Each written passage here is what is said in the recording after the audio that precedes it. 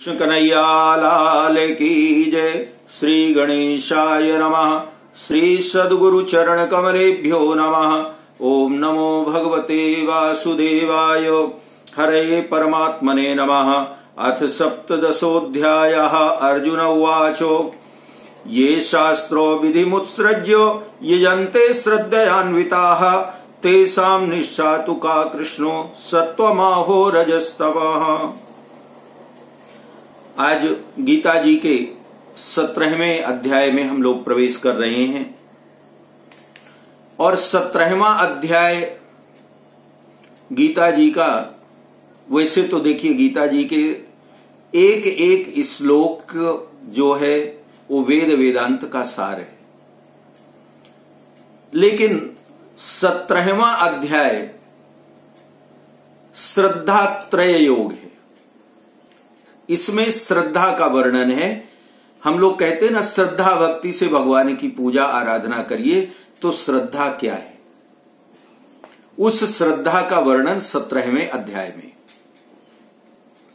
इसको श्रवण करके हम लोगों को यह समझ में आ जाएगा कि श्रद्धा किसको कहते हैं। अर्जुन ने भगवान से प्रश्न किया है। भगवान से कहते हैं अर्जुन की, हे कृष्ण, जो मनुष्य शास्त्र विधि का त्याग करके श्रद्धा पूर्वक देवतादिक का पूजन करते हैं, उनकी निष्ठा कौन सी है? सात्विक, राजस और तामस, ये निष्ठा या श्रद्धा कौन सी होती हैं? क्योंकि सारी चीजें तीन तरह की होती हैं, सात्विक, राजसी और तामसी। दैवी संपत्ति वाले मनुष्य, भगवान ये पूछते हैं कि कोई अगर श्रद्धा भाव को छोड़ दे, शास्त्र की विधि का त्याग कर दे, कैसे किताबों में लिखा है, पंडित जी कैसे बताते हैं, उन सब को छोड़ छाड़ के और अपने मन से जैसे उसका मन करे, अपने मन के अनुसार भगवान की पूजा अर्चना करता है। कुछ राजसी श्रद्धा वाले होते हैं, कुछ तामसी श्रद्धा वाले। तो महाराज कृपा करके ये बताइए कि मनुष्य की निष्ठा, मनुष्य की स्थिति क्या होती है ये तीनों श्रद्धा में, सात्विक, राजस और तामस। श्री भगवान वाचो त्रिविधा भवति श्रद्धा देहिनां सा स्वभावजा सात्विकी राजसी चैव तामसी चेति ताम शृणु। भगवान कहते हैं कि हे अर्जुन, मनुष्यों की वह स्वभाव से उत्पन्न हुई श्रद्धा सात्विकी तथा राजसी और तामसी, ऐसे तीन तरह की होती है। अब यहां पर भी एक बड़ा सुंदर शब्द भगवान ने ऐड कर दिया कि मनुष्यों की स्वभाव से उत्पन्न हुई श्रद्धा भी जो होती है हमारे स्वभाव के अनुसार होती है। जो दयालु होगा वो सात्विक श्रद्धा वाला होगा, जो अहंकारी होगा वो राजसी श्रद्धा वाला होगा, और जो दुष्ट प्रवृत्ति, तामसी प्रवृत्ति वाला होगा वो तामसी श्रद्धा वाला। यद्यपि अर्जुन ने निष्ठा को जानने के लिए प्रश्न किया था भगवान से, जैसे हम लोग कहते हैं ना, भगवान में निष्ठा होनी चाहिए। निष्ठा का मतलब होता है समर्पण। तो अर्जुन जानना तो चाहते थे निष्ठा के बारे में, लेकिन भगवान उसका उत्तर श्रद्धा को लेकर के दे रहे हैं, क्योंकि जैसी मनुष्य की श्रद्धा उसी प्रकार की निष्ठा होगी। शास्त्र विधि को न जानने पर भी प्रत्येक मनुष्य में स्वभाव से उत्पन्न होने वाली स्वतः सिद्ध श्रद्धा रहती है। हर एक व्यक्ति के अंदर, वो कुछ जानता हो या ना जानता हो, लेकिन अगर वो हिंदू है और उसको कुछ भी नहीं पता है, लेकिन मंदिर के सामने जाएगा तो अपने आप मत्था टेक लेगा, हाथ जोड़ लेगा, प्रणाम कर लेगा। इसी को भगवान कहते हैं कि अपने आप ही एक श्रद्धा तो सबके अंदर रहती है, वो कुछ जानता हो या ना जानता हो। सत्वानुरूपा सर्वस्य श्रद्धा भवति भारतो श्रद्धामयोऽयं पुरुषो यो यत् श्रद्धा स एव सः। भगवान कहते हैं कि हे भारत, सभी मनुष्यों की श्रद्धा अंतःकरण के अनुरूप होती है। यह मनुष्य श्रद्धामय है, इसलिए जो जैसी श्रद्धा वाला है वही उसका स्वरूप है, अर्थात वही उसकी निष्ठा है, वही उसकी स्थिति है। अर्जुन ने पूछा था, पहला प्रश्न क्या था अर्जुन का, कि जो मनुष्य शास्त्र विधि का त्याग करके श्रद्धा पूर्वक भगवान का पूजन यजन करते हैं उनकी निष्ठा क्या होती है। तो भगवान यहां उसका उत्तर देते हैं, यो यत् श्रद्धा सएव सः, अर्थात जो मनुष्य जैसी श्रद्धा वाला होगा उसकी वैसी ही निष्ठा होगी। यजन्ते सात्विका देवान् यक्ष रक्षांसि राजसाः प्रेतान् भूतगणाश्चान्ये यजन्ते तामसा जनाः। अब भगवान कहते हैं कि अर्जुन, सात्विक मनुष्य देवताओं का पूजन करते हैं, राजसी जो होते हैं वो यक्ष और राक्षसों का पूजन करते हैं, और तामसी लोग जो होते हैं वो भूत प्रेतों का जादू टोना ये सब पूजा पाठ करते हैं। अशास्त्र विहितम घोरम तप्यन्ते ये तपो जनाः दंभाहंकार संयुक्ताः कामरागो बलान्विताः कर्षयन्तः शरीरस्थं भूतग्रामं चेतसः मां चैवान्तः शरीरस्थं तान् विद्यासुर निश्चयान्। भगवान कहते हैं अर्जुन, जो मनुष्य शास्त्र विधि से रहित घोर तप करते हैं, अर्थात शास्त्र में जो नियम लिखा है ना भगवान की पूजा का, आराधना का, उसको छोड़ करके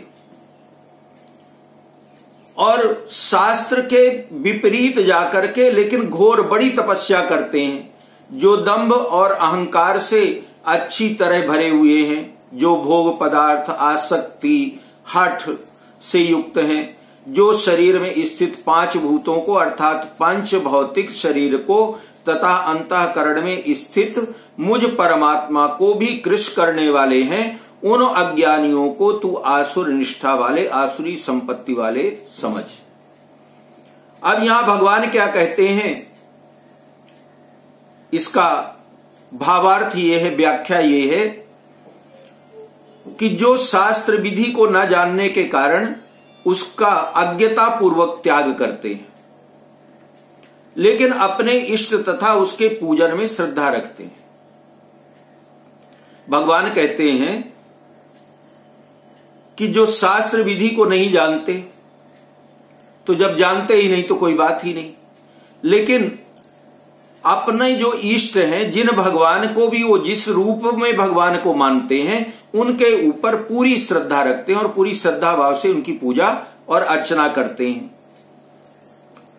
तो भगवान उन्हीं का इन दोनों श्लोकों में वर्णन करते हैं, जो शास्त्र विधि का विरोध पूर्वक त्याग करते हैं। मतलब जो शास्त्रों में नियम बताया है ना भगवान की आराधना का और पूजन का, तो कुछ लोग ऐसे होते हैं जो कहते हैं होगा, लिखा होगा शास्त्र पुराण में, मैं तो ऐसे ही करूंगा। विरोध करते हैं, मानते नहीं, अपनी मर्जी से वो अपना बना लेते हैं, नहीं ऐसे नहीं, मैं तो ऐसे ही पूजा करूंगा। तो यहां श्रद्धा, शास्त्र विधि, प्राणी समुदाय और भगवान, इन चारों के साथ विरोध हो गया। श्रद्धा का त्याग किया उन्होंने, क्योंकि श्रद्धा का मतलब यह होता है हमारे बड़े बुजुर्गों ने शास्त्रों के अनुसार जो नियम बनाए उन नियमों का पालन करना। तो हम लोग कह देते हैं ये तो अंधविश्वास है, पंडितों ने अपनी मर्जी से बनाया, अपने भले के लिए बनाया, ऐसा कह करके और उस श्रद्धा का त्याग कर देना। शास्त्र की विधि है उसका त्याग कर दिया, प्राणी समुदाय और भगवान का भी अपमान किया। तो ऐसा विरोध दूसरी जगह आए राजस तामस वर्णन में नहीं है। अर्थात इस प्रकार का विरोध करना जो है, जो इस प्रकार विरोध करता है, कभी भी भगवान की कृपा उसके ऊपर नहीं हो सकती। जो शास्त्र का विरोध करे, कोई समझा रहा है, बड़े घर का समुदाय, प्राणी समुदाय, घर के लोग बता रहे हैं बेटा ऐसे नहीं ऐसे करना चाहिए, उसका भी विरोध करे, शास्त्र की विधि का विरोध करे, भगवान का विरोध करे, तो आहारस्त्वपि सर्वस्य त्रिविधो भवति प्रियः यज्ञस्तपस्तथा दानम तेषां भेदमिमं शृणु। तो हे अर्जुन, इस प्रकार श्रद्धा तीन प्रकार की हुई, सात्विक, राजसी और तामसी। और आहार भी 3 प्रकार का प्रिय होता है लोगों को। जैसे 3 प्रकार के लोग, सात्विक, राजसी और तामसी, तो इनके भोजन भी इसी तरह के होते हैं। सात्विक जो होते हैं वो सरल भोजन, राजसी जो है उनको 4 तरह की सब्जी के बिना भोजन ही नहीं अच्छा लगे, तामसी जो होते हैं मांस मदिरा के बिना गुजारा नहीं होता उनका। और इसी तरह यज्ञ, तप और दान ये भी 3 प्रकार के होते हैं। मतलब भगवान की भक्ति सात्विक, राजस और तामस 3 प्रकार की, आहार भी 3 प्रकार के, और यज्ञ, तप और दान ये भी 3 हो गए। शास्त्रीय कर्मों में भी गुणों को लेकर के 3 प्रकार की रुचि होती है। भगवान उसका वर्णन करते हैं कि आयु, सत्व, बल, आरोग्य, सुख, प्रीति, विवर्धना, रस्या, स्निग्धा, स्थिरा, हृद्या, आहारा, सात्विक प्रिया। आयु, सत्व गुण, बल, आरोग्य, सुख और प्रसन्नता बढ़ाने वाले, स्थिर रहने वाले, हृदय को शक्ति देने वाले, रस युक्त तथा चिकने, ऐसे आहार अर्थात भोजन करने से पदार्थ सात्विक मनुष्य को प्रिय होते हैं। इसका मतलब ये भी होता है कि जो सात्विक आहार होता है वो मनुष्य की बुद्धि को भी सात्विक बनाता है। सात्विक का मतलब भगवान ने यहां यही बताया कि सात्विक आहार कौन सा है, जिससे कोई बीमारी ना हो, आयु बढ़े, सद्गुण बढ़े, शरीर में भी शक्ति आए, कोई रोग बीमारी ना हो, सुख मिले, भोजन को करने से प्रसन्नता हो और हृदय की शक्ति बढ़े, रस युक्त हो। तो ऐसा भोजन जो होता है वो सात्विक होता है। कट्वम लवणात्युष्तीष्ण रुक्ष विदाहिनः आहारा राजसस्येष्टा दुख शोकामय प्रदाः।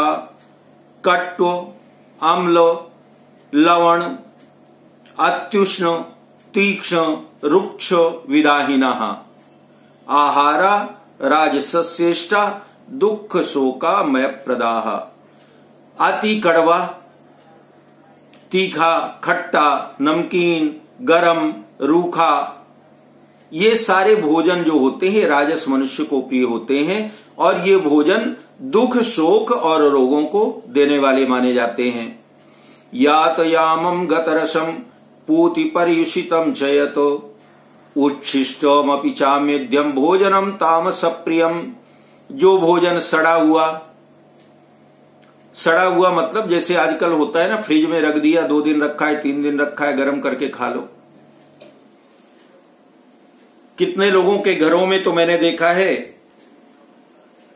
कि लोग अपने घर में कुक रखते हैं, रसोईया, तो वो आएगा 8 बजे भोजन बना के चला जाता है, दोनों टाइम का। तो फ्रिज में रख दिए, जब खाने का टाइम हुआ निकाला, माइक्रोवेव में डाले, गर्म हो गया, गर्म करके खा लिए। तो ये भोजन को अगर देखा जाए तो ये सड़ा हुआ ही भोजन माना जाता है। तो सड़ा हुआ भोजन, रस रहित, दुर्गंधित, बासी, जूठा, मांस आदि, ये भोजन जो है ये तामसी लोगों को प्रिय होते हैं। अफलाकांक्षिभिर्यज्ञो विधिदृष्टो युज्यते यष्टव्यमेवेति मनः समाधाय य सात्विकः। भगवान कहते हैं कि यज्ञ करना ही कर्तव्य है। इस तरह मन को संतुष्ट करके फल की इच्छा रहित मनुष्यों द्वारा जो शास्त्र विधि से नियत यज्ञ किया जाता है वो सात्विक यज्ञ है। बड़ा सरल भगवान बताते हैं कि सात्विक यज्ञ कौन सा है। सात्विक यज्ञ वो होता है जिसको हम, पहली चीज तो शर्त उसमें ये है कर्तव्य मान करके। ऐसा नहीं कि पंडित जी ने बोला जी ये ग्रह खराब है, अब ये जाप नहीं कराओगे तब तो बीमार पड़ जाओगे, हॉस्पिटल जाना पड़ेगा, ऑपरेशन हो जाएगा, तो डर के मारे अच्छा पंडित जी ठीक है कर दो। ऐसा यज्ञ नहीं, ऐसा जप तप नहीं। भगवान कहते हैं मनुष्य को ये मानना चाहिए कि हमें सृष्टि के नियमों का अगर पालन करना है, हम सृष्टि की वस्तुओं का उपभोग करते हैं पांचों तत्वों को, सूर्य का प्रकाश लेते हैं, कोई सूर्य भगवान बिल नहीं भेजते, जल का उपयोग करते हैं, वायु का उपयोग करते हैं, लेकिन उसके बदले में देते क्या? यज्ञ से वातावरण पवित्र होता है, यज्ञ से पवित्रता आती है, मेघ अच्छी वृष्टि करते हैं, बीमारी देने वाले जो रोगाणु होते हैं वो नष्ट होते हैं, घर में एक सकारात्मक पॉजिटिविटी आती है, सकारात्मक ऊर्जा आती है, यज्ञ को देख करके बच्चों में संस्कार जागृत होते हैं। तो भगवान कहते हैं कि ये फायदे के लिए नहीं, ये आपका धर्म है, कर्तव्य है। तो पहली शर्त तो क्या है? यज्ञ को कर्तव्य मानिए, मजबूरी नहीं, किसी समस्या के समाधान के लिए नहीं, बल्कि भगवान ने अगर सामर्थ्य दिया है तो यज्ञ करना आपका कर्तव्य है, आपका धर्म है, आपको करना ही चाहिए। इस तरह मन को संतुष्ट करके और फिर जो यज्ञ किया जाए, तो यज्ञ आप किस लिए कर रहे हैं? क्योंकि प्रकृति का जो दोहन हो रहा है, आप प्रकृति से जो प्राप्त कर रहे हैं उसकी भरपाई के लिए आप यज्ञ कर रहे हैं, कुछ पाने के लिए नहीं। क्योंकि भगवान ने आपको कम दिया है, भोजन दिया, जल दिया, श्वास लेने के लिए वायु दी, सूर्य दिया, चंद्र दिया, इतना सब कुछ भगवान ने दिया हुआ है, और क्या क्या चाहिए? तो भगवान कहते हैं कि यज्ञ करना हमारा कर्तव्य है, लेकिन उस कर्तव्य का पालन भी कैसे करना है? बिना किसी इच्छा के, बिना किसी कामना के, कुछ पाने की इच्छा के बिना। तो ऐसा जो यज्ञ किया जाए, लेकिन वो यज्ञ भी कैसा हो? जो शास्त्रों की विधि है, विधि के अनुसार किया जाए, उस यज्ञ को कहते हैं सात्विक यज्ञ। ये है सात्विक का मतलब, परिभाषा। अभिसंधायतु फलम दंभार्थमपि चैव यतो इज्जते भरत श्रेष्ठो तम यज्ञम विद्धि राजसम। भगवान कहते हैं, लेकिन हे अर्जुन, जो फल की इच्छा को लेकर के ही किया जाता है, अथवा दंभ दिखावटीपन के लिए भी किया जाता है, उस यज्ञ को तुम राजस यज्ञ समझो। उसने इतना बड़ा यज्ञ किया तो मैं तो उससे भी बड़ा करूंगा। एक दूसरे के कंपटीशन में तो ना पूजा देखना, ना पाठ देखना, और ना यज्ञ के नियम देखना। केवल एक चीज देखना है कि लोग ये बोले कि अरे वाह, यहां पर जो यज्ञ हुआ था पहले, उससे तो ये काफी बड़ा हुआ। हम लोग सुनते भी है ना, कितनी बार लोग बोला करते हैं, यार वो 8-10 साल पहले पवई में इतना बड़ा यज्ञ हुआ था, कई हजार ब्राह्मण उस यज्ञ में बैठे थे, किसने? उसने करवाया था। अब लो जी, कोई ये नहीं कह, 90% लोग ऐसे हैं जिनको ये पता नहीं वो यज्ञ कौन सा था, किस देवता का यज्ञ था, कौन सा यज्ञ था, वो किसी को पता नहीं। ये काफी लोगों को पता है, करवाया उसने था। तो जहां यज्ञ करवाने वाले को जानते हैं, यज्ञ किसके लिए हो रहा है, क्या यज्ञ है, कौन सा यज्ञ है, वो नहीं जानते। इसका मतलब ये राजसी यज्ञ है ना, नाम के लिए किया गया था। लोग जाने कि अमुक व्यक्ति ने इतने हजार ब्राह्मणों को बिठा करके इतना बड़ा यज्ञ किया था।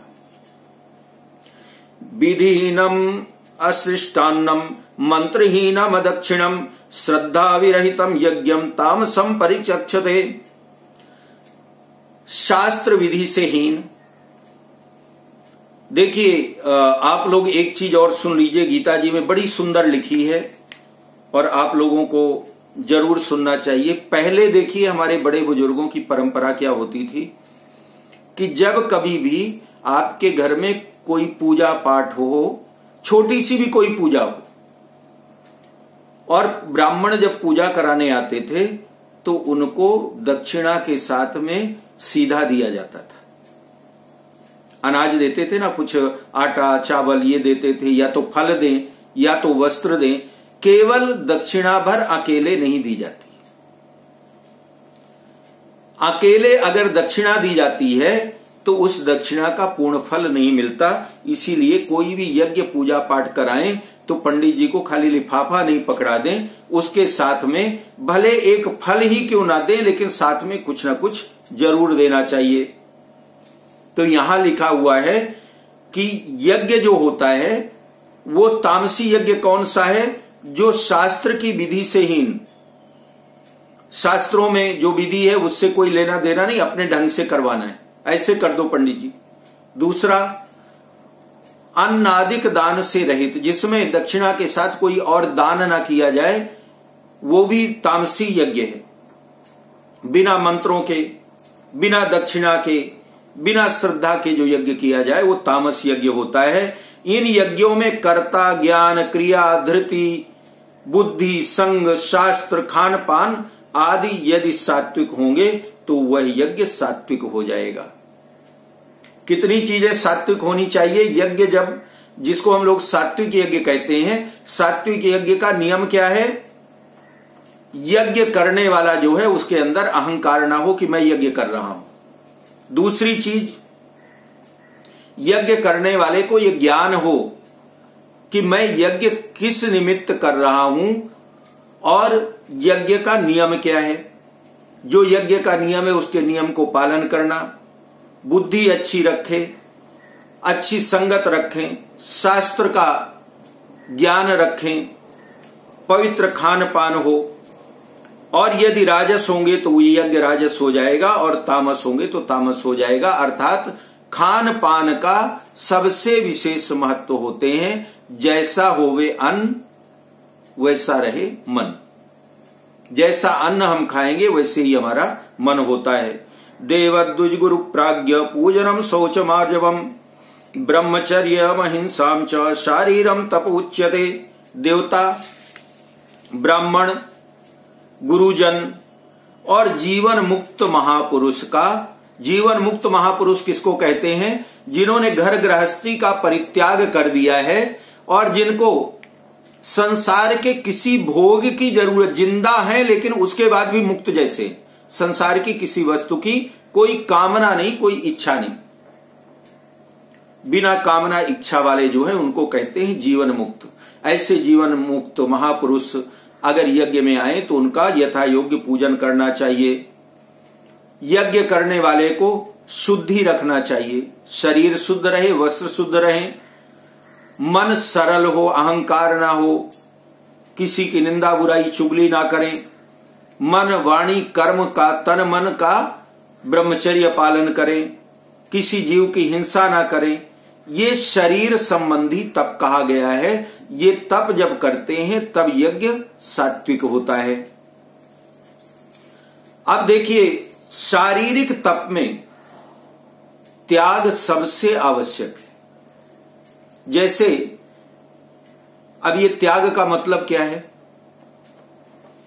इसका अगर मतलब समझें कि भगवान ने कहा कि त्याग जरूर होना चाहिए। यज्ञ जब करते हैं, यज्ञ में त्याग बहुत जरूरी है। लेकिन त्याग है क्या?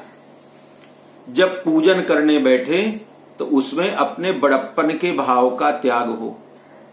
इतना पूजन की सामग्री ले आए, इतनी मिठाइयां ले आए, इतना बढ़िया बढ़िया कपड़े भगवान को अर्पण करने के लिए ले आए,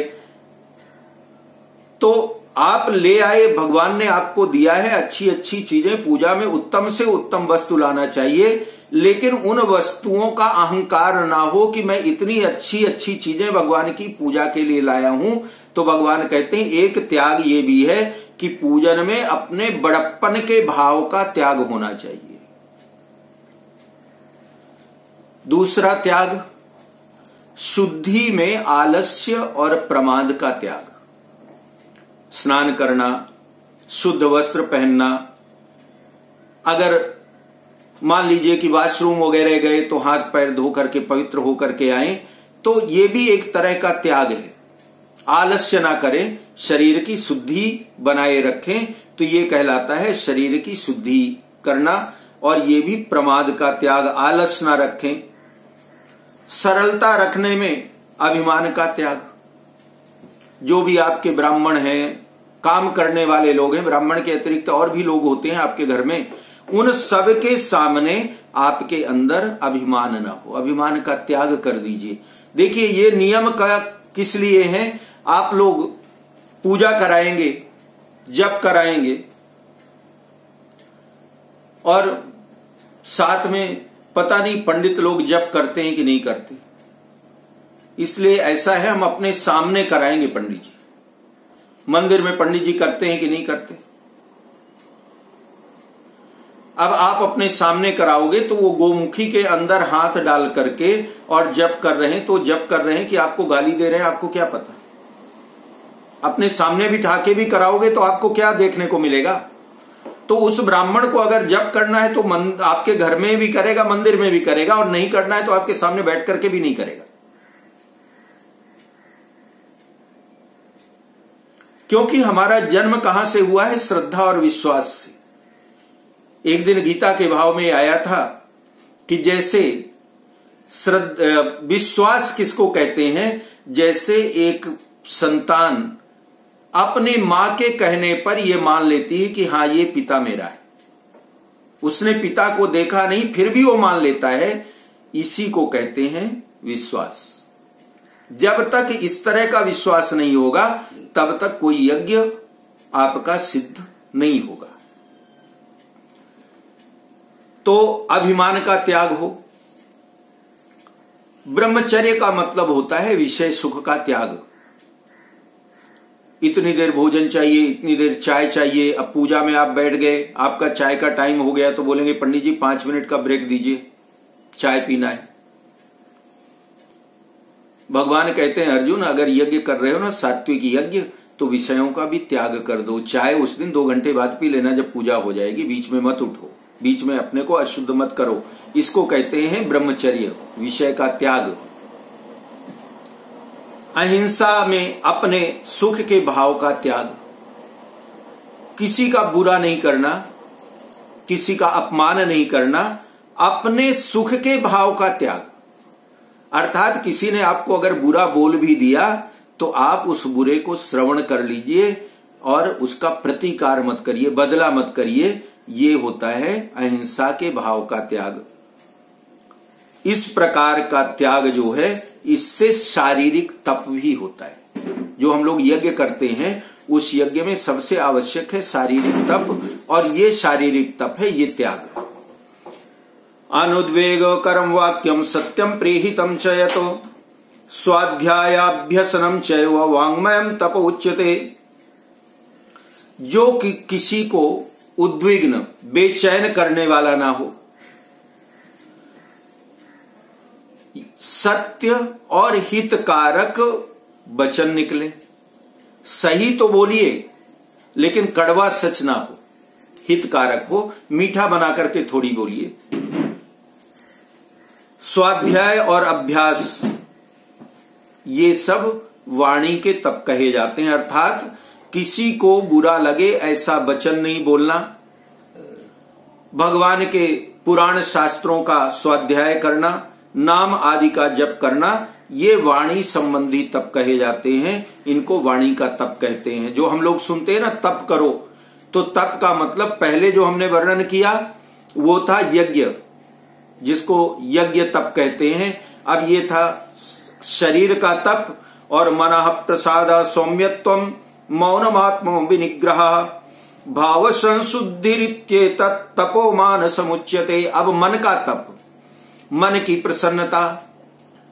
जीवन में सुख और दुख प्रतिपल आते जाते रहते हैं। आज सुखी हैं, थोड़ी देर में कोई ना कोई टेंशन हो जाता है, अशांति हो जाती है। तो भगवान कहते हैं कि तप जब तक पूर्ण तप नहीं होगा, पूर्ण तप का मतलब शरीर का तप, मन का तप, वाणी का तप, कर्म का तप, तब तक यज्ञ पूर्ण नहीं होता। यज्ञ का तप हमने आपको बताया, शरीर का तप बताया, वाणी का तप बताया। ये मन का तप श्रवण करिए कि मन जब यज्ञ करिए, यज्ञ में मन वैसे तो हमेशा प्रसन्न रखिए, लेकिन यज्ञ में मन हमेशा प्रसन्न हो। पंचामृत मंगाया, पहले बोला था पंचामृत भी रख लेना। मान लीजिए नौकर या पत्नी कोई भूल गए पंचामृत रखना, पंडित जी ने बोला पंचामृत से स्नान कराओ। अब इधर उधर देखा पंचामृत नहीं है, आवाज लगाया नौकर को, तुझे समझ में नहीं आता, सुनाई नहीं देता, बोला था कि पंचामृत बना करके रख देना। बैठे यज्ञ करने, भगवान कहते हैं सारा गया। इसलिए मन की प्रसन्नता, कड़वा मत बोलिए, मन को प्रसन्न रखिए। पंचामृत नहीं आया तो आपके अपशब्द बोलने के बाद पंचामृत प्रकट नहीं हो जाएगा, बनकर के ही आएगा। तो जब उसको बन करके ही आना है तो किसी के ऊपर क्रोध करना, अपनी वाणी को बिगाड़ना यज्ञ में बैठ करके, इसलिए शांत रखिए, मन को प्रसन्न रखिए, सौम्य भाव, मुख के भाव जो है वो बड़े सरल हो, सौम्य हो। पंडित जी जो भी समझा रहे हैं, गुरु जो समझा रहे हैं उसको श्रवण करिए, मननशीलता हो, मन का निग्रह, मन को इधर उधर मत भटकने दीजिए, यज्ञ के पास रखिए, यज्ञ में ही रखिए, और भावों की भली भांति शुद्धि। इस तरह ये मन संबंधी तप कहा जाता है, इसको मन का तप कहते हैं। श्रद्धया परया तप्तम तपस्त्रिविधम नरैः अफलाकांक्षिभिर्युक्तैः सात्विकम परिचक्षते। परम श्रद्धा से युक्त, परम श्रद्धा, देखिए श्रद्धा और परम, केवल श्रद्धा नहीं, परम श्रद्धा। परम श्रद्धा मतलब मैक्सिमम श्रद्धा, जितनी हो सकती है उतनी श्रद्धा, परम श्रद्धा। और फल इच्छा से रहित, किसी प्रकार की कामना मन में ना हो, तो परम श्रद्धा से युक्त, फल इच्छा से रहित मनुष्यों के द्वारा जो 3 प्रकार शरीर का, वाणी का और मन का तप किया जाता है उसको सात्विक तप कहते हैं, वही सात्विक कहलाता है। सत्कारमान पूजार्थम तपोदम्भेन चैव यतो क्रियते तदिह प्रोक्तम राजसम चलमध्रुवम। भगवान कहते हैं कि जो तप सत्कार, मान और पूजा के लिए तथा दिखाने के भाव से भी किया जाता है, वह इस लोक में अनिश्चित और नाशवान फल देने वाला तप राजस कहा गया है। अर्थात जो दिखाने के लिए, नाम बढ़ाने के लिए, तो अपने अहंकार को बढ़ाने के लिए जो तप किया जाता है, यज्ञ किया जाता है, पूजा की जाती है, तो भगवान कहते हैं कि इस संसार में वो अनिश्चित, मतलब उसका फल मिलेगा कि नहीं मिलेगा कोई ठिकाना नहीं, और नाशवान फल देने वाला, उसका फल भी मिलेगा कि नहीं मिलेगा। एक बड़ा सुंदर दृष्टांत याद आता है कि एक राजा थे कोई, तो मैं एक आपको उदाहरण दे रहा हूं, उसका भाव क्या है वो आप लोग डिसाइड करिएगा। तो एक राजा थे, राजा को ज्योतिषियों ने कहा कि महाराज आपकी जन्म कुंडली में मृत्यु का योग है, 6 महीने में आपकी मृत्यु होने वाली है, मार्केश बन रहा है आपकी कुंडली में। राजा ने पूछा तो इसका कोई समाधान है कि मार्केश कट जाए? तो ब्राह्मणों ने कहा कि महाराज अगर उत्तम स्थान में महामृत्युंजय का जप कराया जाए, मृत संजीवनी मंत्र का जप कराया जाए, तो अवश्य ही आपकी मृत्यु का योग कट सकता है। मृत संजीवनी मंत्र जो होता है इसका जप करना बहुत कठिन होता है। आप लोगों, कई तरह के मृत संजीवनी मंत्र होते हैं। मृत संजीवनी, मृत माने होता है मरे हुए को संजीवनी, लेकिन मृत संजीवनी मंत्र जो होता है उसका उच्चारण करना, उसका जप करना दोनों कठिन है। आज मैं एक बार वो मंत्र आपको सुनाता हूं, मृत संजीवनी। ओम हं ओम जूं ओम सा ओम भू ओम भुआ ओम स्वा ओम त्र्यंबकम यजामहे तत्सवितुर्वरेण्यम सुगंधिम पुष्यवर्धनम भर्गो देवस्य धीमहि उर्वारुकमिव बन्धनान् धियो यो न प्रचोदयात् मृत्योर्मुक्षीयमामृतात् ओम स्वाहा ओम भू ओम भुआ ओम सा ओम जूं ओम हं ओम। ये मृत संजीवनी मंत्र है। तो ब्राह्मणों ने कहा राजा से कि महाराज अगर आप महामृत्युंजय और मृत संजीवनी का मंत्र कोई तीर्थ में कराएं या भगवान के देवालय में, शिवालय में कराएं। कहते हैं कि शिव मंदिर के गर्भगृह में बैठ करके कोई जप किया जाए भगवान शिव का, वो अनंत गुना फल देता है। राजा ने काशी में ब्राह्मणों को आमंत्रित किया और उनको संकल्प दिया 1.25 लाख महामृत्युंजय मंत्र का जप करना है, और अपने मंत्री को भेजा। मंत्री को कहा कि जाकर के तुम और ब्राह्मणों का खूब ख्याल रखना, उनको खाने पीने की कोई कमी ना हो। अब मंत्री जी गए, जाकर के ब्राह्मणों को खूब खीर पूड़ी खिलाए। नाम है ना कि ब्राह्मण लोग खीर पूड़ी बहुत खाते, उनको खूब खिलाएं पिलाएं, ब्राह्मण लोग अपना खाएं पिएं। और भगवान शिव के भोलेनाथ के दरबार में जाकर के हाजिरी लगाएं, मंत्र जपें और जाकर के फिर गंगा मैया में खूब तैरते थे, क्योंकि मंत्र 24 घंटे तो जपा नहीं जाता। तो अब ब्राह्मण लोग जाएं और गंगा जी में 2 बार डुबकी लगाएं, खूब तैरें और खूब खीर पूड़ी खाएं, भगवान का नाम लें। एक दिन राजा पहुंचे काशी और राजा ने पूछा मंत्री से कि मंत्री जी ये बताओ जप अच्छे से हो रहा है कि नहीं। तो मंत्री ने कहा महाराज क्या जप अच्छे से हो रहा है, ये ब्राह्मण लोग जो हैं ये जप कम करते हैं, खूब खाते हैं और गंगा जी में खूब नहाते हैं, 2-2 बार जा करके गंगा जी में डुबकी लगाते हैं, खूब तैरते हैं, खूब खीर पूड़ी खाते हैं, जब तो थोड़ी देर ही करते हैं। तो राजा ने पूछा तो जब गंगा जी में डुबकी लगाते हैं कुछ गाली वाली तो नहीं देते मुझे। बोले नहीं महाराज, गंगा जी में जब डुबकी लगाते हैं ना तो गंगा जी में डुबकी लगा करके और गंगा मैया से प्रार्थना करते हैं कि हे गंगा मैया हमारे राजा की आयु लंबी हो। तो राजा ने पूछा तो और ये बताओ कि ब्राह्मणों को यहां फांसी में लटकाने को लाए? अरे ब्राह्मण हैं, भोजन करते हैं, जप भी करते हैं और गंगा मैया में खड़े होकर के और मेरी आयु की लंबी आयु की कामना करते हैं, और इससे अधिक ब्राह्मण क्या करेंगे? ये भाव, राजा का भाव कौन सा है? सात्विक। और मंत्री का भाव कौन है? राजस। हम पैसा दे रहे हैं, दक्षिणा, भोजन करा रहे हैं, तो ब्राह्मण 24 घंटे बैठ करके जप करे। आदेश पूर्वक धन के अहंकार के सहित करवाया हुआ यज्ञ राजसी। और ब्राह्मण का, राजा का भाव क्या है? सात्विक। ब्राह्मण मेरे कल्याण की कामना गंगा जी से करते हैं, राजा प्रसन्न है, मेरी कामना करते हैं मेरे कल्याण की, मेरा कल्याण होगा। और वो राजा का मारकेस कट गया, राजा की मृत्यु नहीं हुई। तो भगवान वही अर्जुन को बताते हैं कि हे अर्जुन, जो तप सत्कार मान और पूजा के लिए तथा दिखाने के भाव से किया जाता है वह इस लोक में अनिश्चित और नाशवान फल देता है। अहंकार से युक्त होकर के कोई यज्ञ करो ना, आप कितना भी बड़ा जप करा लो, पूजा जप तप करा लो, देखिए उसमें करने वाले ब्राह्मण का दोष मत दीजिए। जाकी रही भावना जैसी प्रभु मूर्ति देखी तिन तैसी, फल ब्राह्मण के जप में नहीं। जैसे देखिए शक्ति भगवान में नहीं होती, शक्ति भगवान के भक्त के भक्ति में होती है। एक मूर्ति होती है जिसमें मत्था टेको आपकी कामना पूरी हो जाती है, लेकिन उसी मूर्ति को चोर चुरा कर ले जाता है और बेच लेता है। तो भगवान में अगर शक्ति होती तो उस चोर को कैसे छूने देते? चोर को मार नहीं डालते भगवान। तो शक्ति भगवान में नहीं, भक्त की भक्ति में।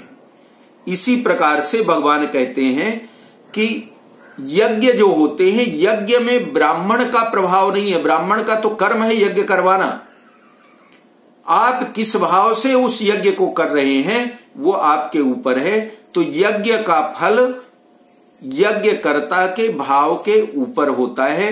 जिस प्रकार के सात्विक भाव से करोगे तो यज्ञ का पूर्ण फल, राजस और तामस भाव से करोगे तो यज्ञ का फल भगवान कहते हैं अनिश्चित, मतलब मिलेगा कि नहीं मिलेगा, और नाशवान अगर मिला भी तो कुछ दिन रहेगा, उसके बाद उसका फल खत्म।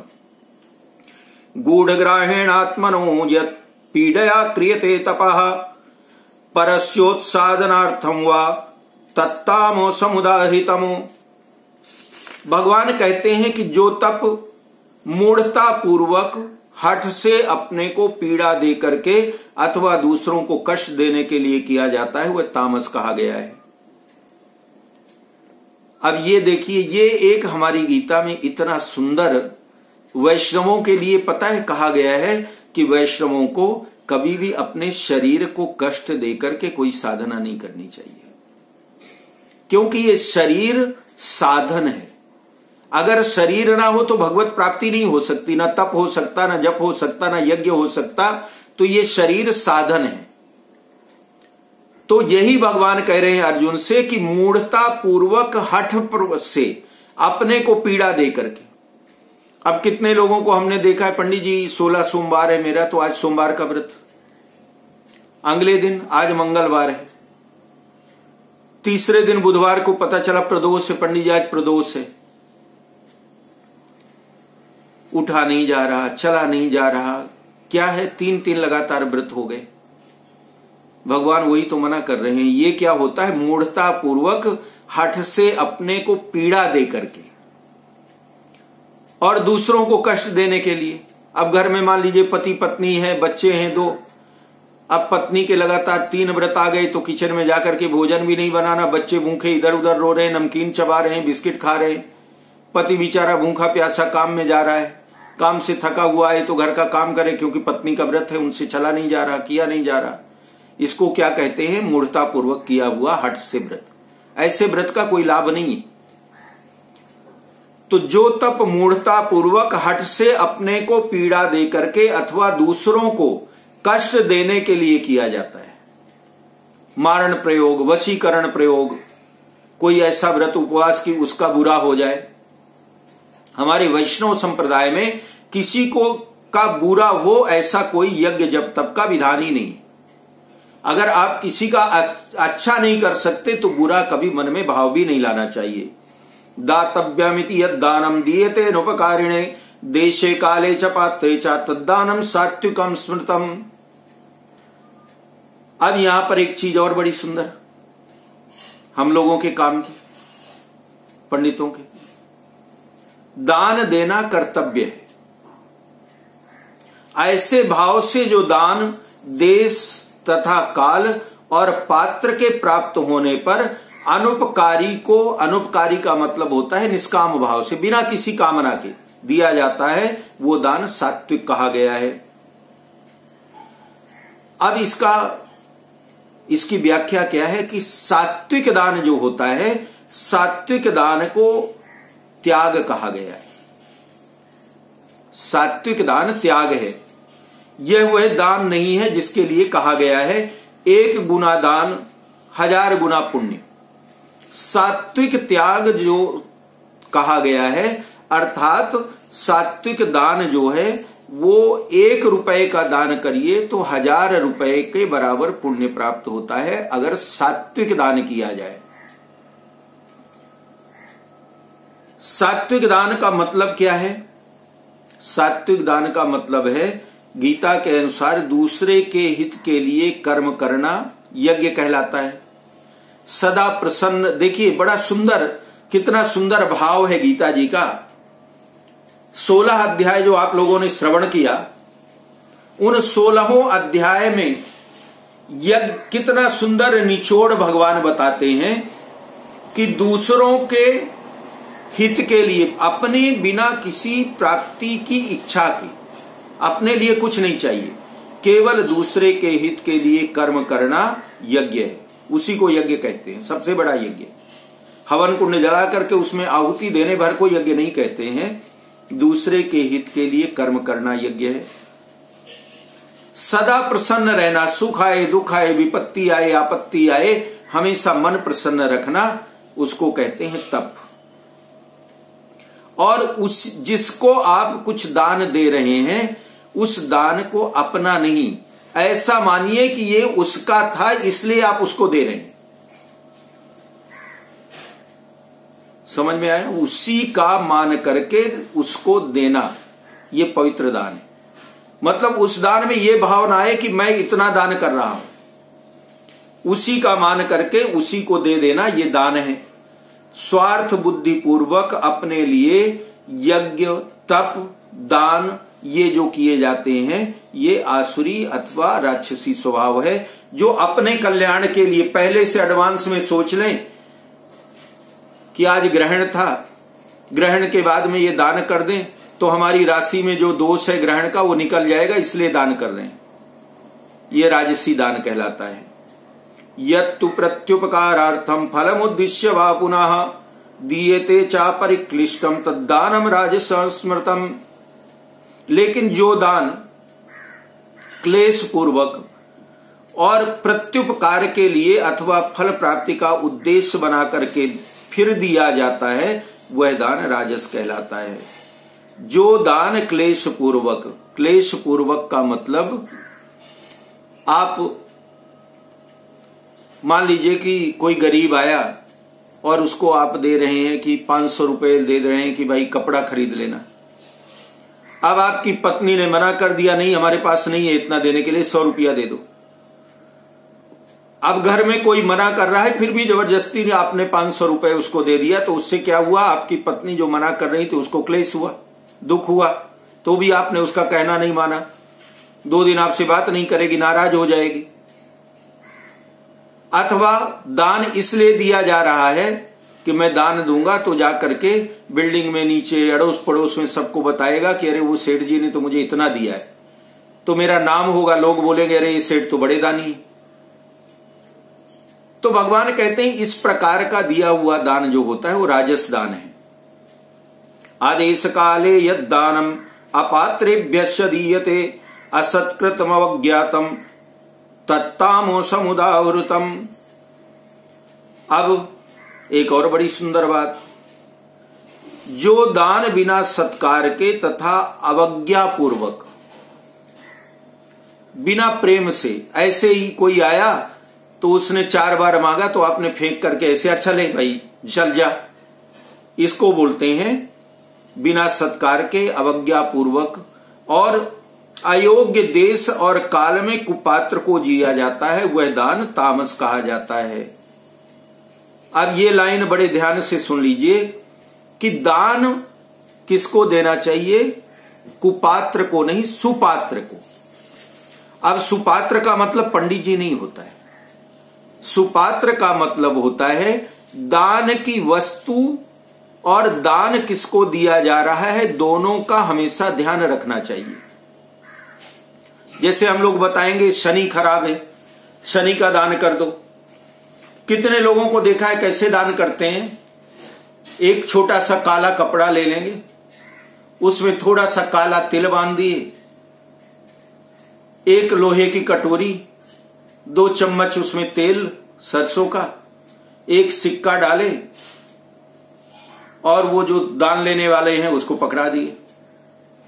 अब आप बताइए कि वो काले टुकड़े का क्या करेगा, ब्लाउज बनेगा कि शर्ट बनेगी? एक मुट्ठी काले तिल का वो क्या करेगा, वो लोहे की कटोरी का क्या करेगा, 2 चम्मच तेल वो कैसे कटोरी का लेके जाएगा? तो वो क्या करेगा, 1 रुपया का जो सिक्का पड़ा है उसको निकालेगा, वही आपके काले कपड़े में जो पोटली दिया था उसमें पहुंचेगा, एक सिक्का डाला जेब में, कटोरी, काला कपड़ा, काले तिल, तेल, सब जहां कचरे का डिब्बा मिलेगा वहां फेंक करके वो चला जाएगा। आप सोच रहे हैं मेरा शनि उतर गया, अब आप सोचिए कैसे शनि उतरेगा। शनि उतरा कि और चढ़ा, बेचारा इतनी मेहनत करके आया आपके घर में दान लेने, आपने दिया क्या, 1 रुपया उसके काम का आया तो 10 गाली दिया होगा जाके। अब इस तरह के दान से अगर शनि उतरने लगे तो शनि महाराज तो किसी के ऊपर आए ही नहीं। तो इस श्लोक में यही कहा गया कि दान किसको देना है, दान उसको देना चाहिए जो दान का पात्र हो। और वस्तु, काला कपड़ा देना है तो काला कपड़ा आप उसको 1.5 मीटर दे दीजिए ना, शर्ट बन जाएगी, या तो अच्छा सा ब्लाउज पीस दे दीजिए। काले तिल ही देना है तो काले तिल कुछ 200-500 ग्राम दे दीजिए, कुछ काम आएगा। तेल देना था, आधा लीटर तेल की बोतल ले आइए, थोड़ा सा निकाल के कटोरी में डाल के अपना मुंह देख लीजिए, लेकिन साथ में वो बोतल भी दे दीजिए तेल और तेल वाली। तो जब वो निकलेगा तो वो तेल कटोरी का तेल बोतल में डाल लेगा। 10-5 रुपया ऊपर से उसको दक्षिणा दे दीजिए, उसका किराया भाड़ा हो जाए। नहीं, सबसे अच्छा तो होता है कि छतरी दे दीजिए, काला कपड़ा भी हो गया, लोहा भी हो गया, दोनों साथ में हो गए। और छतरी कोई लेगा तो उसके काम में भी आएगी, तो आपका शनि महाराज भी प्रसन्न, और शनि प्रसन्न तभी होगा जब दान लेने वाला प्रसन्न होगा। तो यहां पर भगवान यही बता रहे हैं कि हमको जो दान देना है, हमेशा एक चीज का ध्यान रखना चाहिए कि दान सुपात्र को दीजिए। सुपात्र को मतलब जिसको जरूरत हो। श्राद्ध पक्ष में मैं देखता हूं मंदिरों में लोग जाते हैं तो श्राद्ध में जैसे पंडित जी को बुलाएंगे तो दक्षिणा देना पड़ेगा, तो उससे अच्छा क्या करते हैं, एक थाली में भोजन निकालेंगे और 10 की नोट लिया साथ में और जाकर के मंदिर में दे आए, पंडित जी ये भोजन। मंदिर में कितने जन? 2 जन हैं, और दिन भर में श्राद्ध में उनको 25 थालियां पहुंचती हैं उनके मंदिर में। वो क्या करते हैं, एक अंदर बाल्टी रखते हैं बड़ी सी, तो आप थाली लेकर के गए, वो बाल्टी में सारा भोजन डाल दिया, रात को कचरे के डब्बे में। आपके पितर प्रसन्न होंगे। अपने मन से विचार करिए कि मंदिर में 2 लोग हैं, कितना खाएंगे?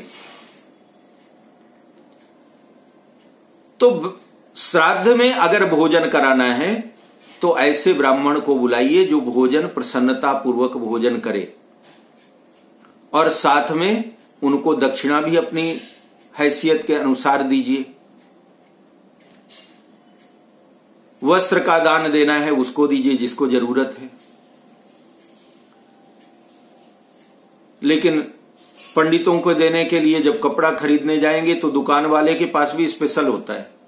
आप बोलोगे ना धोती चाहिए, तो पहले दुकान वाला पूछता है क्या पूजा में पंडित जी को देने के लिए? आप बोलोगे हाँ जी।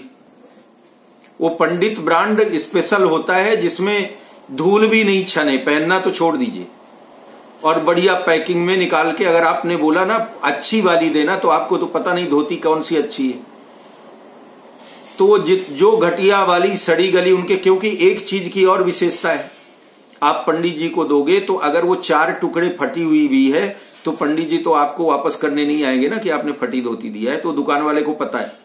तो जितना सड़ा गला माल है वो सब जमा करके रखो, अगर कोई पंडित जी को देने के लिए मांगे तो टिका दो उनके हाथ। आपका पैसा गया, पंडित जी के काम नहीं आया, फायदा किसका हुआ? दुकान वाले का। और फिर आप बोलोगे हमने तो पंडित जी को बढ़िया धोती दी है जी, 500 की और 1000 रुपए की। इसलिए दान ऐसा करिए जो दान लेने वाले, जिसको उस चीज की आवश्यकता हो और उसके वो काम में आए। इसी को कहते हैं सत्पात्र को दान देना। सत्पात्र जिसको आवश्यकता है।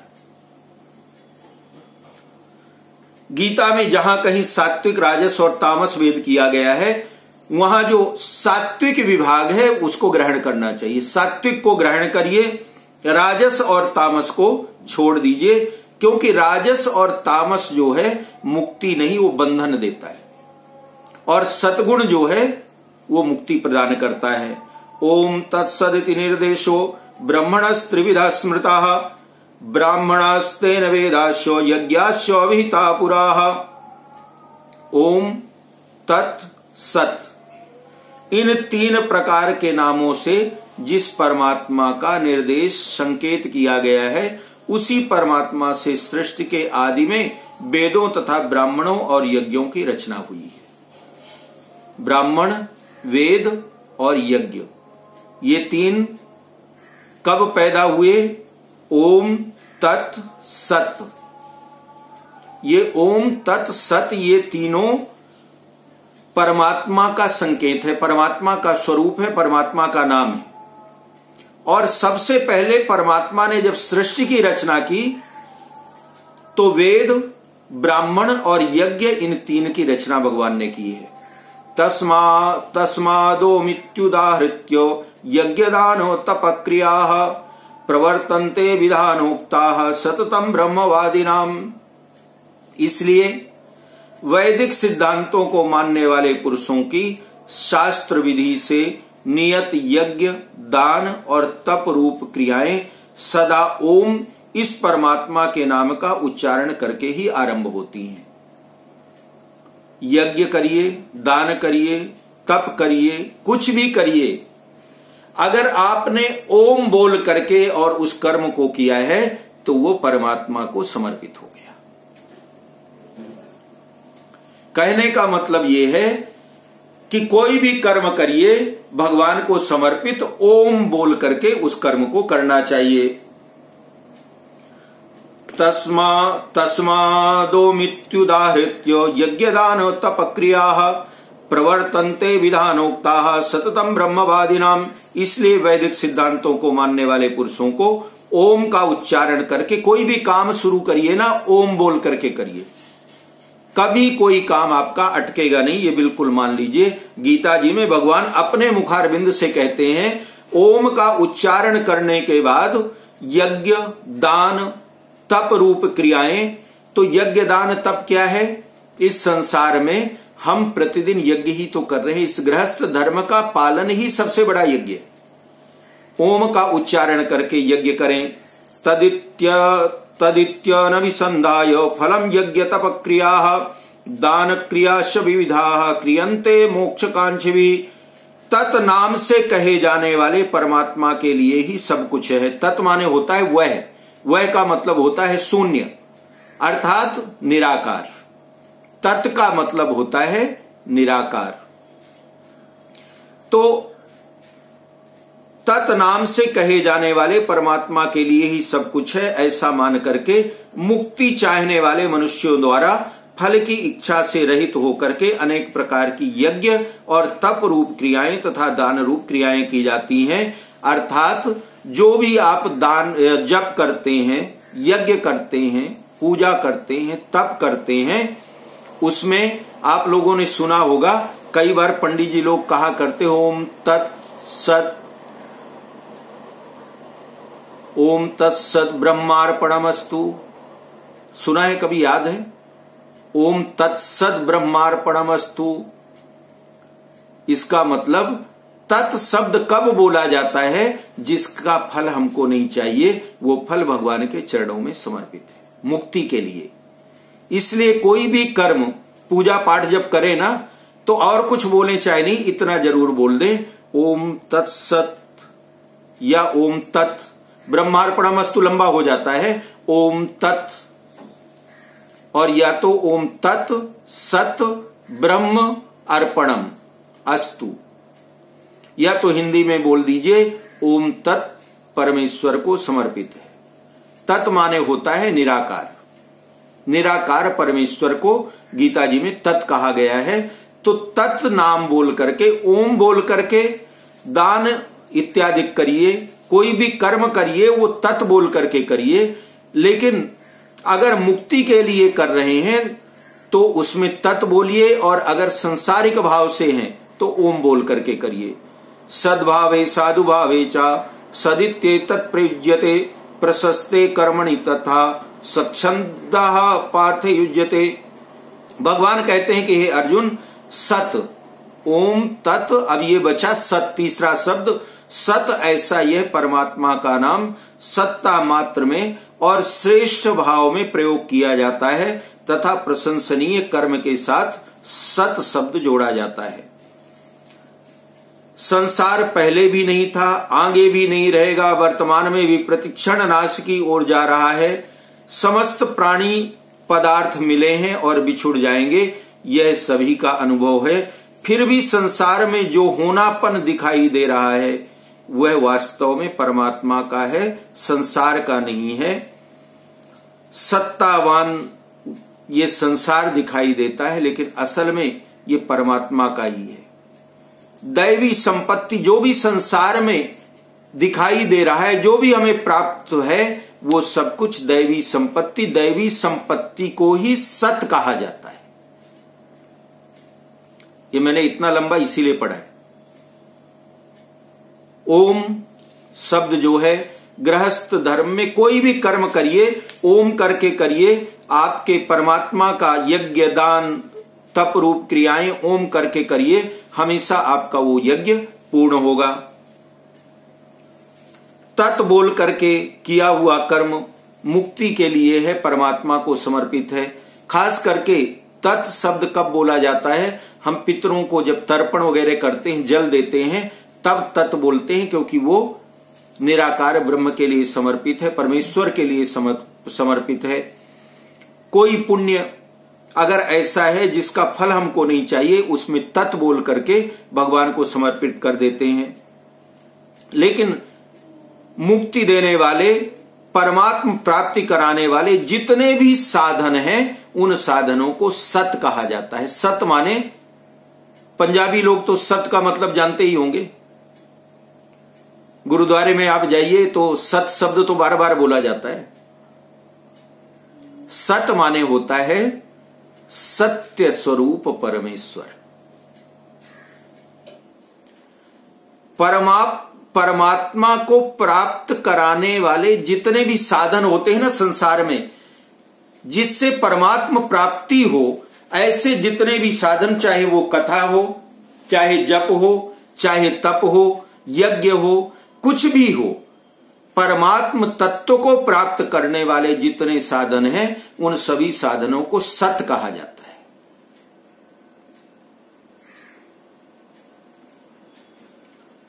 यज्ञ, तप, दान, तीर्थ, व्रत, पूजा पाठ, विवाह आदि जितने भी शास्त्र विहित शुभ कर्म हैं, वे स्वयं ही प्रशंसनीय होने से सत कर्म कहलाते हैं। आदमी कहता है ना सत कर्म करो, सत कर्म। सत कर्म का मतलब ऐसा कर्म जो प्रभु को समर्पित हो, प्रभु को प्राप्त कराने वाला हो, जिसमें केवल सत्य हो। सत्य का मतलब परमेश्वर, इसीलिए उसको कहते हैं सत। सत्कर्म सत। यज्ञे तपसि दाने च स्थितिः सदिति चोच्यते कर्म चैवो तदर्थीयम् सदित्येवाभिधीयते। यज्ञ तथा तप और दान रूप क्रियाओं में जो स्थिति निष्ठा है वह भी सत है, ऐसे कही जाती है। और उस परमात्मा के निमित्त किया जाने वाला कर्म भी सत, ऐसा कहा जाता है। मुक्ति चाहने वाले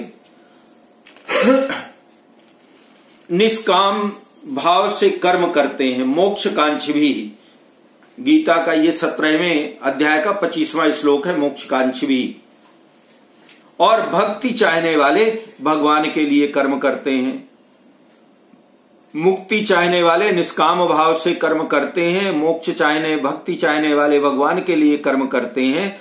लेकिन सबके किए हुए कर्म, चाहे वो भगवान को प्राप्त करने वाले हों, चाहे मोक्ष चाहने वाले हों, उनके सारे कर्म क्या हैं? सत कर्म है। क्योंकि मोक्ष की कामना हो और या तो भगवान को प्राप्त करने की, मोक्ष का मतलब होता है उस सत्य स्वरूप परमेश्वर की गति को प्राप्त कर लेना। और भगवान को प्राप्त करने के लिए पूजा पाठ जब तब जो किया जाता है, तो भगवान कौन है? सत्य स्वरूपी परमेश्वर। तो सत्य को प्राप्त करने के लिए जो कर्म किया जाए वो सत्कर्म। कहने का मतलब ये दान, यज्ञ, जप, तप, निष्काम भाव या सकाम भाव किसी रूप में भी जो कर्म किया जाता है, जिससे या तो संसार के जीव मात्र का कल्याण हो रहा है या अपनी आत्मा के कल्याण के लिए कोई कर्म किया जाता है, ऐसे सारे कर्मों को सत कर्म कहा जाता है। अश्रद्धयाहुतम दत्तम तपस्तप्तम कृतम चयतो असदित्युच्यते पार्थो न च तत्प्रेत्य नो इह।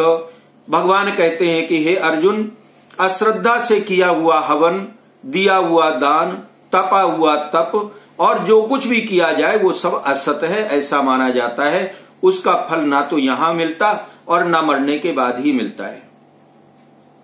और ऐसे कर्मों का फल कभी सत्कर्म नहीं होता, सत्फल नहीं हो सकता।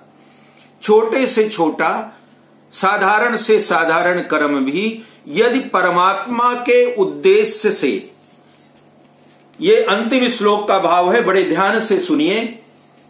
छोटे से छोटा, देखिए कई बार कहते हैं मैं तो जी बड़ा यज्ञ कर रहा हूं। यहां भगवान कहते हैं यज्ञ कोई बड़ा और छोटा होता ही नहीं। छोटा बच्चा है, वो कितना 10-20 ग्राम दूध पीता है मां का। 10-20 ग्राम दूध पिएगा, उसका पेट भर जाएगा। तो मां यही कहती है ना, पेट भर दूध पिला दिया बच्चे को। वो ये तो नहीं बताती कि खाली 20 ग्राम ही पिलाया, पेट भर के दूध पिला दिया। ब्राह्मण कोई 4 रोटी खाता हो, कोई 40 खाता हो, तो 4 वाले को भी हम यही कहेंगे पेट भर के भोजन कराया, और 40 वाले को भी कहेंगे पेट भर के भोजन कराया। तो भगवान कहते हैं कि अर्जुन, छोटे से छोटा, साधारण से साधारण कोई भी कर्म अगर परमात्मा के उद्देश्य से निष्काम भाव पूर्वक किया जाता है तो उस कर्म को सत्कर्म कहते हैं। भगवान को प्रणाम भी कर लिया ना, लेकिन कुछ मांगा नहीं, निष्काम भाव से प्रणाम किया, तो वो निष्काम भाव से किया हुआ जो प्रणाम है वो प्रणाम भी सत्कर्म कहलाएगा। अर्थात परमात्म प्राप्ति कराने वाला वो सत्कर्म हमारा हो जाता है। परंतु बड़े से बड़ा यज्ञ आदि कर्म, कोई बहुत बड़ा यज्ञ भी करें, श्रद्धा पूर्वक शास्त्रीय विधि विधान से सकाम भाव पूर्वक किया जाए तो वह कर्म नाशवान फल दे करके नष्ट हो जाता है। चाहे जितना बड़ा यज्ञ आप करिए, अगर सकाम भाव से कर रहे हैं तो संसार में उसका फल मिलेगा और यहीं पर आपके शरीर के साथ उसका फल भी नष्ट हो जाएगा। यहां से जब जाएंगे तब वो बाकी उसका कोई फल हमारे साथ में जाने वाला नहीं है। यदि भगवान नाम जप कीर्तन आदि अश्रद्धा पूर्वक किए जाएं तो क्या वो भी असत हो जाएंगे या सत रहेंगे? बड़ा सुंदर प्रश्न होगा ना ये, क्योंकि हो सकता है आप लोग पूछो। कभी कभी ऐसा भी होता है ना कि रास्ते में जा रहे हैं, सुबह वॉक करने गए, सैर करने गए, तो सैर करने गए तो वहां भी राम राम राम राम जप रहे हैं, नजर कहीं और है, देख कुछ और रहे हैं, लेकिन भगवान का नाम जप रहे हैं। तो नाम जप, इसका जवाब भी सुन लीजिए कि नाम जप कीर्तन आदि यदि अश्रद्धा पूर्वक भी किए जाते हैं तो भी वो असत नहीं होते, वो सत ही होते। असत क्यों नहीं होते? असत किसको भगवान कहते हैं? असत क्या है? असत वो है जिससे जीव मात्र में किसी भी जीव को किसी भी प्रकार से अगर कष्ट हो, दुख हो, तकलीफ हो तो वो कर्म असत कर्म हो जाता है। लेकिन अगर हमारे किसी कर्म से किसी को कोई कष्ट नहीं हो रहा तो वो कर्म असत नहीं, हमेशा सत्कर्म ही होगा। तो अगर हम बिना भाव के, बिना श्रद्धा के भी भगवान का नाम ले रहे हैं, जप कर रहे हैं, कीर्तन कर रहे हैं, तो किसी का ना तो बुरा कर रहे हैं और ना उससे किसी को कष्ट हो रहा, भगवान का ही कर्म है। तो भगवान के निमित्त किया हुआ कर्म, तुलसीदास जी ने रामायण में लिखा है कि भाय कुभाव अनख आलसहूं, नाम जपत मंगल दिसि दसहूं।